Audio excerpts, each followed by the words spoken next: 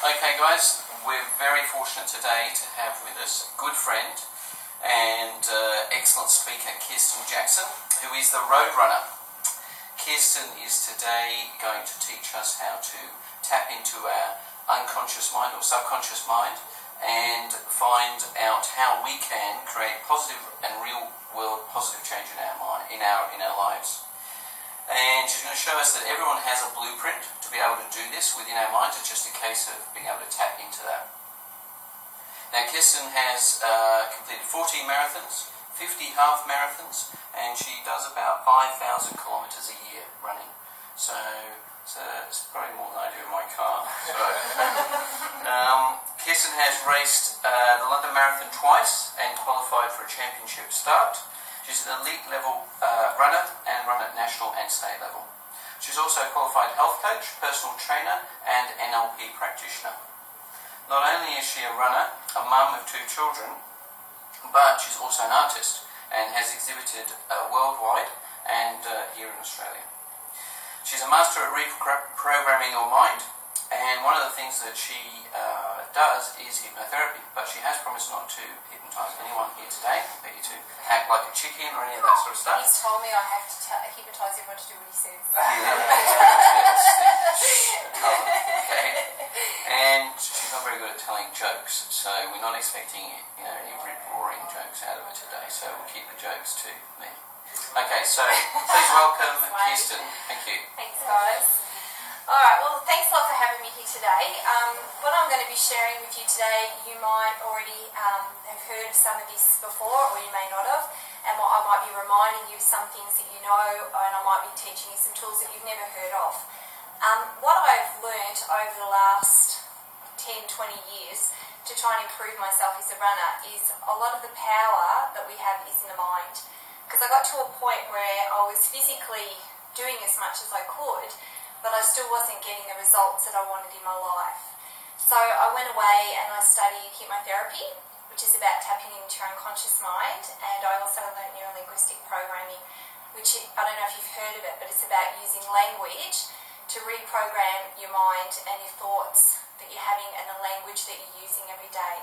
So what I really hope to do today is, when you leave here, is give you some tools that you can use, and I hope you use them, and I hope you go away and incorporate them into your life, because if you do, I promise you, from my experience, you will get some amazing results.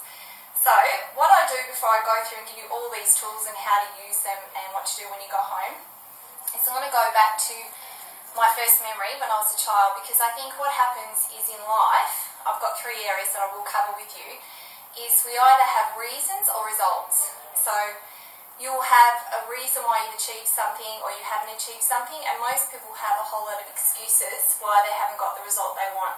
So for instance, say their goal is to run a marathon. They might say, oh, I didn't run that marathon because it was too cold to train outside, or the dog was sick, I didn't go for a run.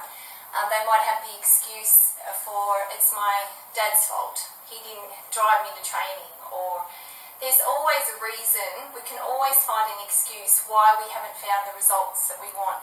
So I'm going to cover with you a bit about reasons or results, because we all do it. We're always finding the reasons why we can't do something, and what we need to do is perhaps pull ourselves up and say, hold on, am I giving a whole lot of excuses here why I didn't get what I wanted, or am I getting the result I want? And if we're not getting the result, maybe there's some things that we can do and habits we can change to get that result. The second thing I want to go through is what I call the power of focus, and it's all about what are you focusing on? Because most of us, who here has goals written? Who has goals that they've written down? Oh, fantastic, Lane. The reason why I asked that question is it's been proven that if you have clearly defined goals written down, you have a 97% chance of achieving them, higher chance of achieving them than someone who doesn't have them written down. So just by simply spending, half an hour tonight writing down some clear, concise goals, and I'll go through and show you how to use affirmations and goals a bit later, it can make a huge difference to the results that you're getting in your life. Because you're actually then focusing on what you want rather than what you don't want. I mean, I'll just give you an example today. before I was coming here today, I was out this morning seeing clients, and then I got a hole in my stocking. I thought, oh, I can't come to Wayne's thing with a hole in my stocking, looks so unprofessional. So I went to Hampton Street because I live in Hampton, and I walked into the lingerie shop, and it was just crap everywhere, and the lady's there, and I want to buy some stockings, and she is moaning and groaning and focusing on the cancel and how they want to change a planted tree out the front. And she starts downloading on me, and I'm there going, hold on, all I want is some stockings. Oh my God, I'm never coming back in here again. And then I'm thinking, do I tell her that her focus is on what she doesn't want, or do I just buy the stockings? And I'm like, I'll just buy the stockings. But, you know, we do it all the time. We focus on, oh, this isn't working for me, or, you know, I hear a lot of people go, oh my God, I'm so fat, I've got no energy. I mean, you must have patients that come in here and their whole focus is on what's not working. So it's been proven, there's a science called numerology, and it's been proven that every thought that you have in your mind actually produces chemicals. And those chemicals will make you feel how that thought is. So if you're saying, I feel fat, I feel disgusting, I've got no energy, guess what happens?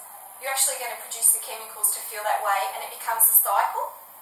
And what happens is that it goes on for days, weeks, months, and then it becomes a state of being, because people have the same thoughts for decades. And then what happens is we have 50,000 thoughts every day going through our mind. So one of the things I want you to do today, if you can, is think about what are you thinking about, let alone what are you saying. So whatever's coming out of your mouth, you're definitely thinking about. But of those 50,000 thoughts, 80% of them are recycled. They're the same thoughts. They're like, oh my gosh, I've got no money, I'm going to pay the bills. Or they're like, oh my gosh, I'm so wealthy, look, I just got paid some money. So it's how you want to look at it. And I have to remind my husband of this all the time, because he's always mentioning about the bills. And I'm like, no, don't focus on how much money you have to get, focus on wealth, you know. So he's like, don't you start that NLP on me, but he knows it works, which makes it even worse. So I'll quickly go through that with you, and then I'll just go through one other thing which I think is really, really important, and it's about getting out of your comfort zone and getting uncomfortable. So I'll quickly just go back and tell you my story, and this is all about reasons and results. Everyone can have excuses for why they haven't achieved things, and I think I had a pretty good excuse from a young age. My earliest memory was when I was 3, and I can remember my dad going off to work, and a 3-year-old I was holding onto his leg. No, you're not going, Dad, you know, and didn't want him to go to work, and he was 32 at the time, and my mum was 28, and I had a little brother. He was 18 months old, and Dad went off to work. And I remember one other time of him, he took me up to the milk bar. I was 3 at the same time, and we got some pink mustics, and I love those still. Anyway, about that time, I was still 3, he died of a heart attack. It was a virus in the heart, so it wasn't actually a heart attack from food or diet, it was a virus, and it happened very suddenly. And I was so young, I can't remember anyone saying to me, oh, your dad's died, but what I can remember is my mum crying, and I can remember the house, it was so cold and empty, and we got on from that, and we moved on, and we were very lucky. My mum's parents came and moved, they were living in Essendon, and we were in Heathmont, and they moved to be close to us, so we got a lot of help, which was great.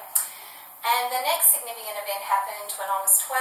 I can remember coming home from school, and I had lots of teenage attitude, and my little boy Alexander, he's 10, the same age as Adam, and my daughter's 13, and Alexander likes to say about my daughter Taylor, oh, she's got so much teenage attitude, Mum, you know. Well, if she had teenage